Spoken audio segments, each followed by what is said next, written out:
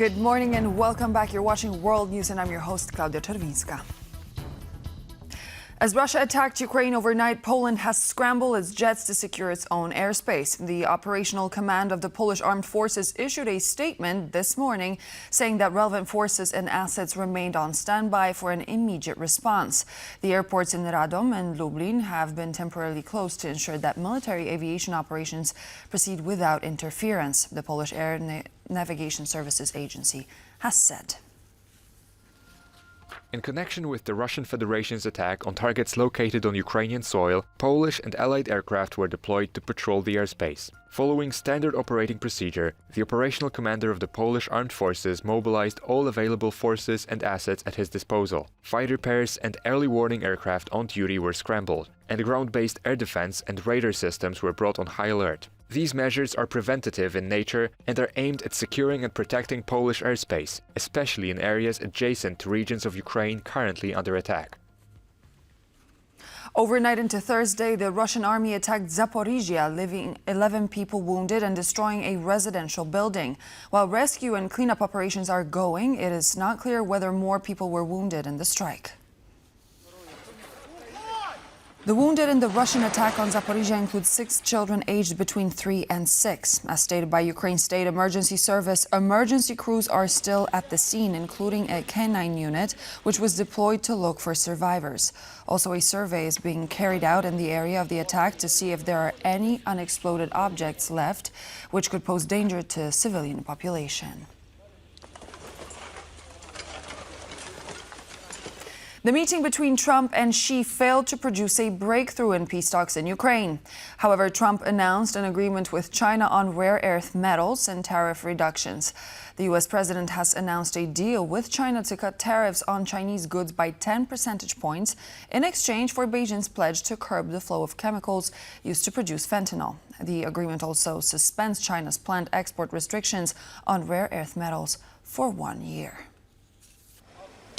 Speaking aboard Air Force One after meeting President Xi Jinping in South Korea, Trump called the talks extraordinary, saying both leaders made outstanding decisions. The deal lowers most tariffs on Chinese imports from 57% to 47% and includes a pledge from China to resume purchases of American soybeans and other farm goods. Trump said the two sides also agreed to cooperate on efforts to end the war in Ukraine while discussions on Taiwan were deferred. He added that he plans to visit China in April, with Xi expected to make a return visit to the United States later this year.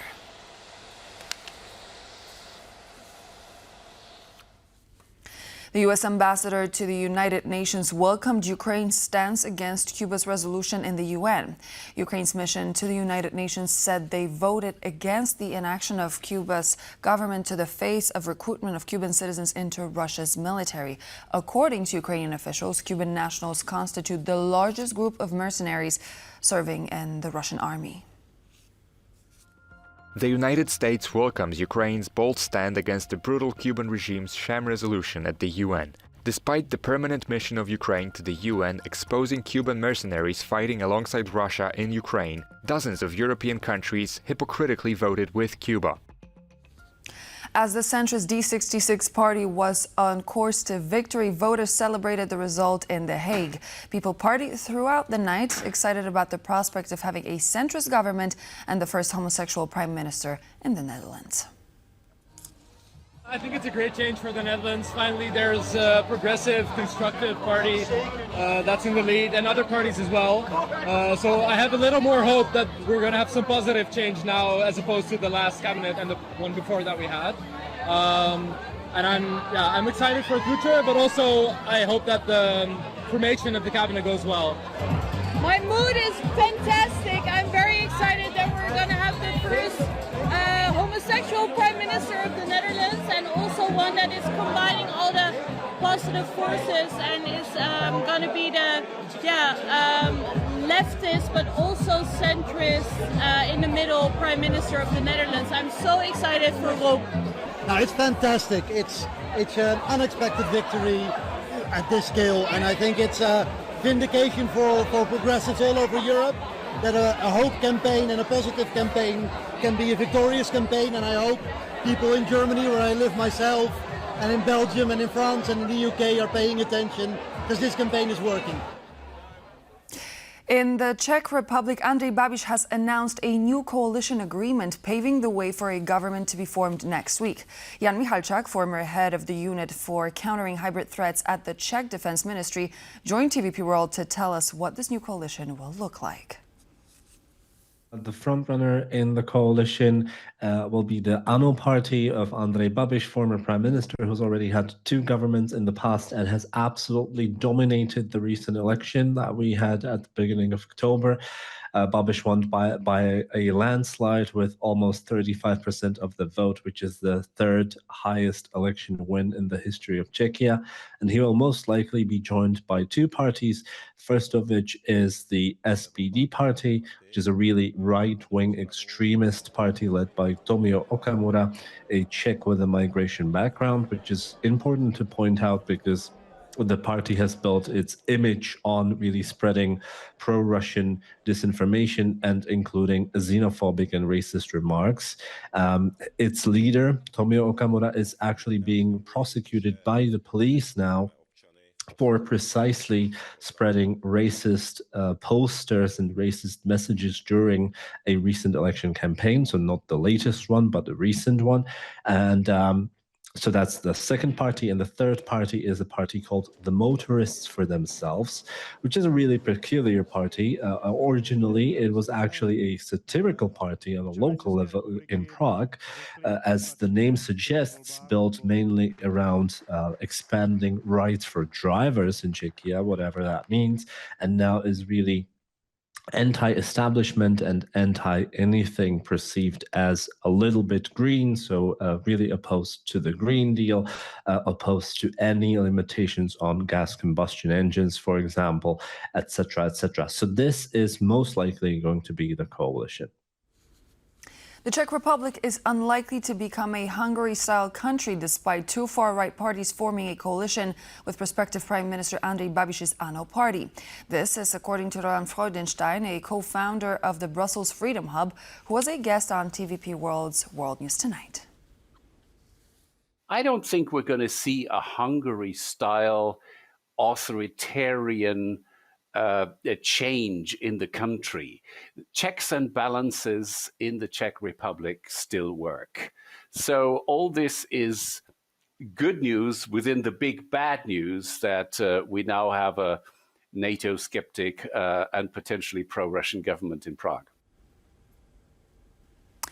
Moving to Poland now, where political drama is unfolding over the main opposition Law and Justice Party and its previous term in office. A former agriculture minister is facing allegations he sold a state-owned piece of land crucial for a future airport hub. On top of that, an ex-minister of justice faces charges of leading an organized crime ring and misusing millions of euros of public money. Kazimierz Łysiak reports. It's been a tough week for the Polish right-wing opposition party Law and Justice. First, there is the case of this lot. It may seem insignificant at first, but it's through here that a major railway line was supposed to be constructed. A line leading to the future central transport hub, a massive airport in the middle of Poland. But the lot was sold to a private corporation, Daftona. This happened in the last 2 weeks of the Law and Justice's term at the end of 2023.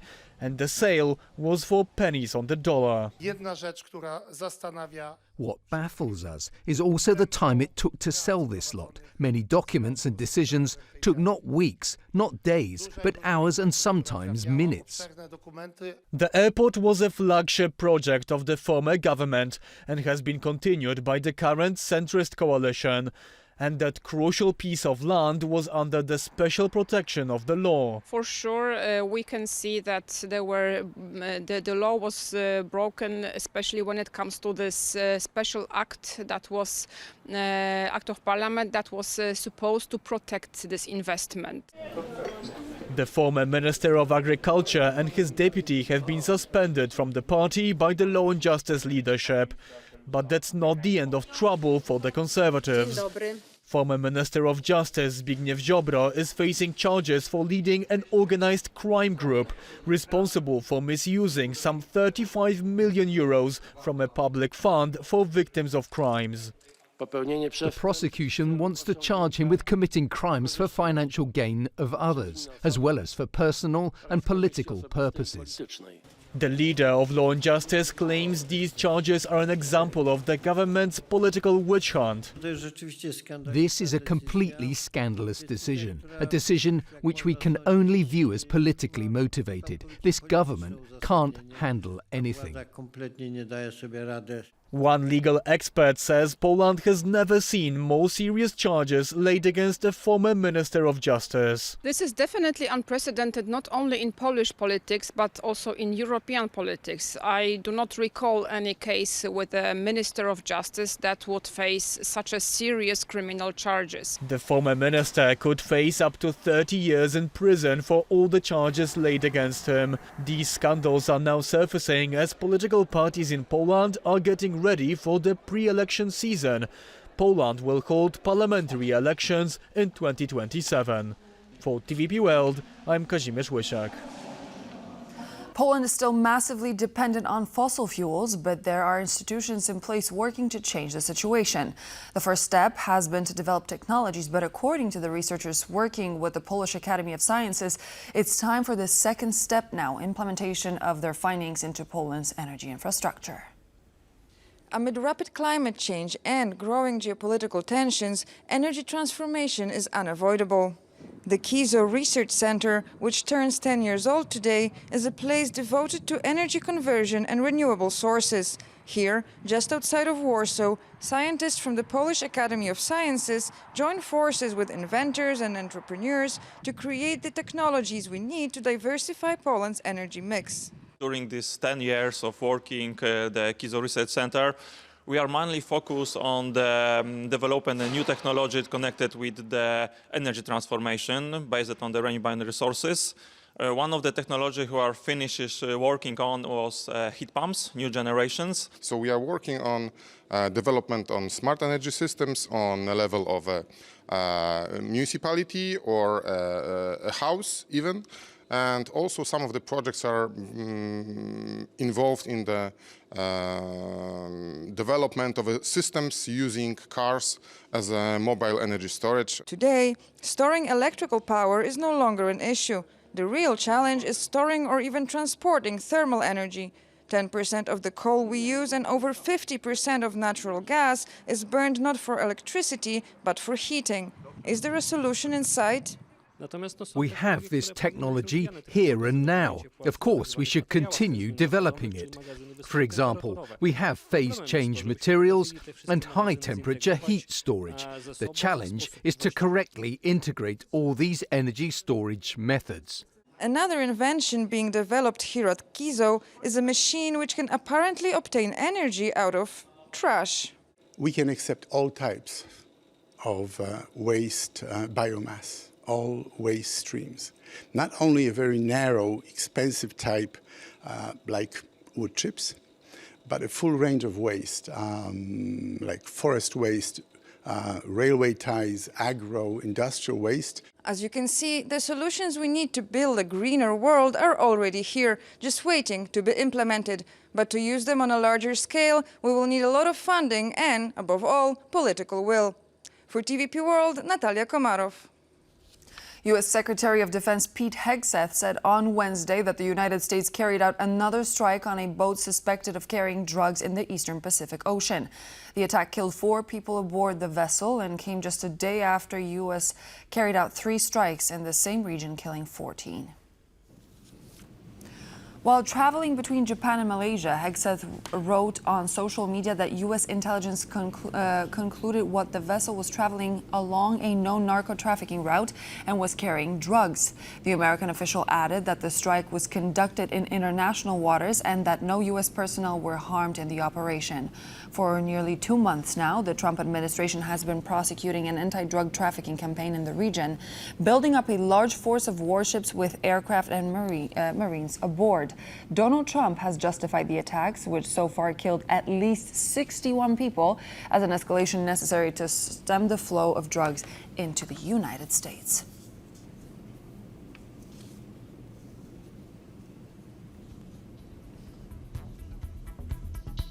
And so this would be all for now. Thank you very much for joining me. I'm Klaudia Czerwińska, and I hope to see you back here on TVP World for more news and features in just a moment.